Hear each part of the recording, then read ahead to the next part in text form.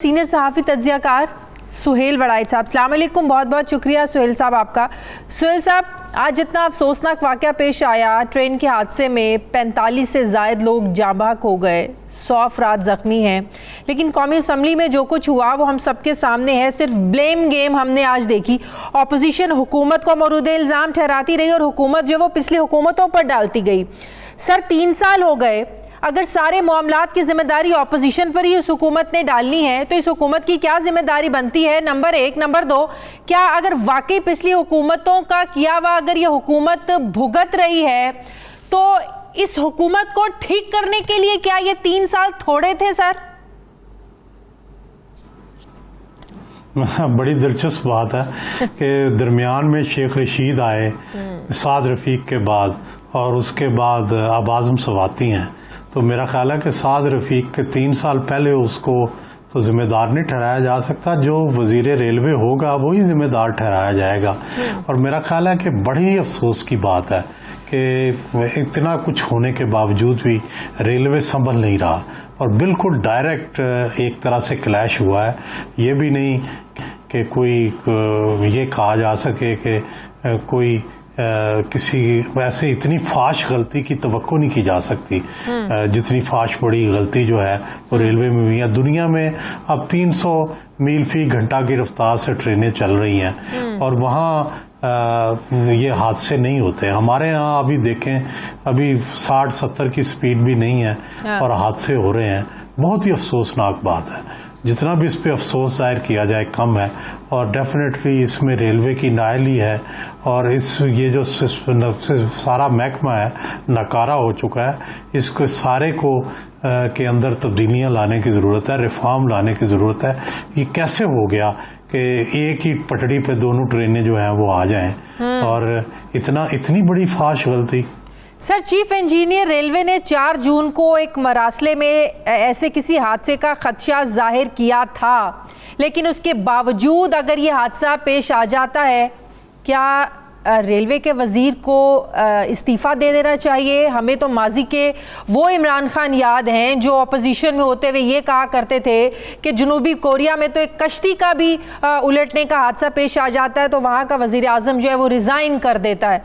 तो फिर तो मौजूदा हालात को देखते हुए वज़ीर आज़म ना सही वज़ीर रेलवे को इस्तीफ़ा नहीं कर देना चाहिए, दे देना चाहिए?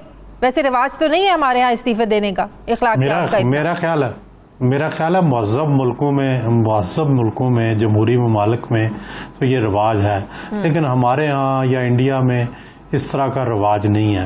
हमारे यहाँ ऐसी चीज़ों को पी जाते हैं या पिछलों पे डाल देते हैं और वही हो रहा है। बाकी ये जो चीफ इंजीनियर रेलवे ने मरासला लिखा है, ये इस तरह के मरासले हमेशा निकल आते हैं। अगर इन्हें पहले ही पता था तो उसको फिर सद्दे-बाब क्यों नहीं किया गया इस तरह के हादसे का? तो ये तो मेरा ख्याल है और भी बड़ी नाअहली है कि अंदाजा भी था। वज़ीर रेलवे भी मेरा ख्याल है महकमे की नेग्लिजेंस है। वजीर रेलवे तो बेचारा एक एजाजी वजीर होता है, उसको क्या पता पटड़ियों का या उसको क्या सूरत हाल का पता। तो सर ये बात भी दुरुस्त है कि ये कोई 3 सालों का तो बिखेड़ा नहीं है, सिर्फ पीठ पर जिम्मेदारी डालना या सिर्फ नून लीग पर जिम्मेदारी डालना।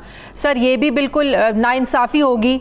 तो अब सर इसको सिस्टम को ठीक करने में आपको क्या लगता है कितना इस हुकूमतों ऐसी हुकूमतों को काम करने की ज़रूरत है? वसाइल की कमी है, पैसे की कमी है। मैं शेख रशीद साहब के पुराने कुछ बयानात देख रही थी, उन्होंने अफरादी कुव्वत की कमी की भी शिकायत की, उन्होंने पैसों की भी शिकायत की, बड़ी शिकायत अंबार लगे हुए थे जब वज़ीर रेलवे थे शेख रशीद साहब। तो आपको क्या लगता है कि मज़ीद 2 साल भी हम इसी तरह की चीज़ें देखते रहेंगे, ये हुकूमत नाकामी जो है ना वो होगी? मेरा ख्याल है कि कोई बेहतरी की उम्मीद नहीं है। उसकी वजह यह है शाजिया साहबा, बाहर की दुनिया में होता यह है कि जब इस तरह का कोई हादसा होता है या इस तरह का वाक़या हो जाता है तो उसके ऊपर एक कमीशन बनता है। जैसे 9/11 कमीशन बना, जैसे बरतानिया के अंदर कोई एक्सीडेंट होता है कमीशन बनता है।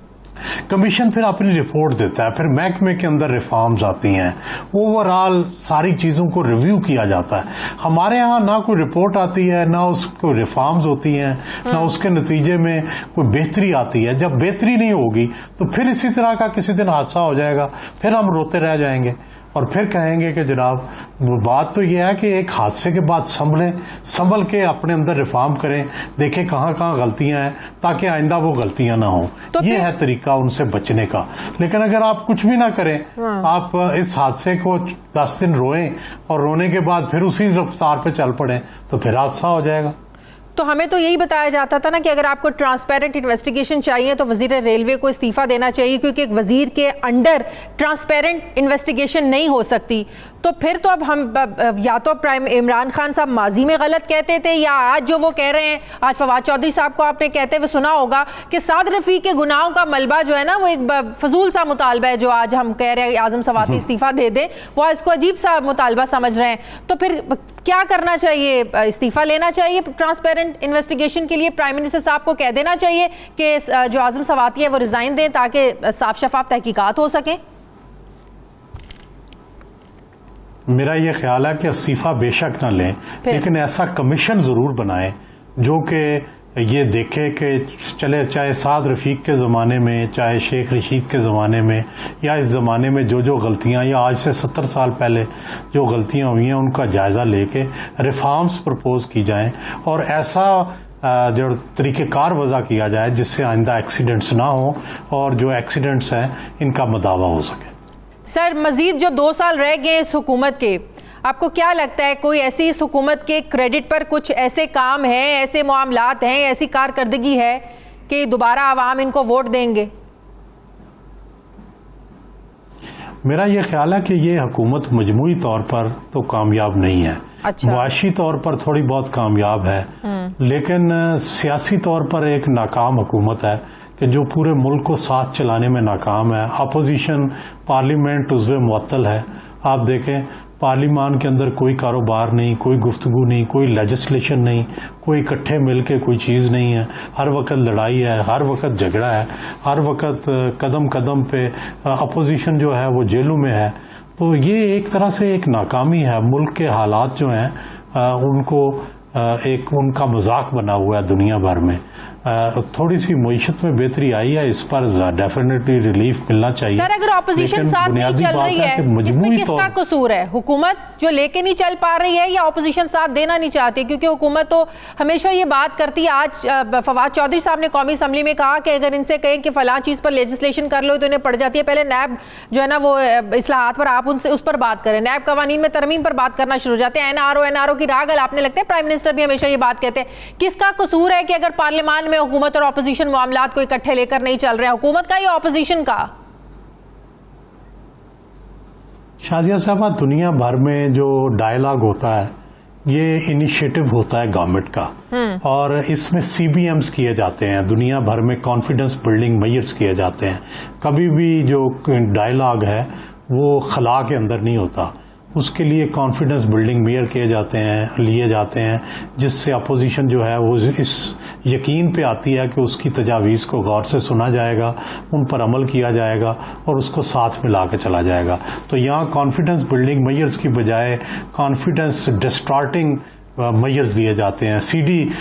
CDMs हैं यहाँ पर, यानी लोगों को गिरफ्तार किया जाता है। जो ही कोई डायलॉग शुरू होता है साथ ही 2-4 गिरफ्तार हो जाते हैं, और गिरफ्तारियों के बाद जाहिर है वो माहौल ही नहीं रहता, और माहौल के बाद फिर सारा काम ही मुअत्तल हो जाता है। लेकिन जब ऑपोजिशन की अपनी सफ़ों में इत्तेहाद ना हो, हुकूमत को तो मौका मिलेगा सर।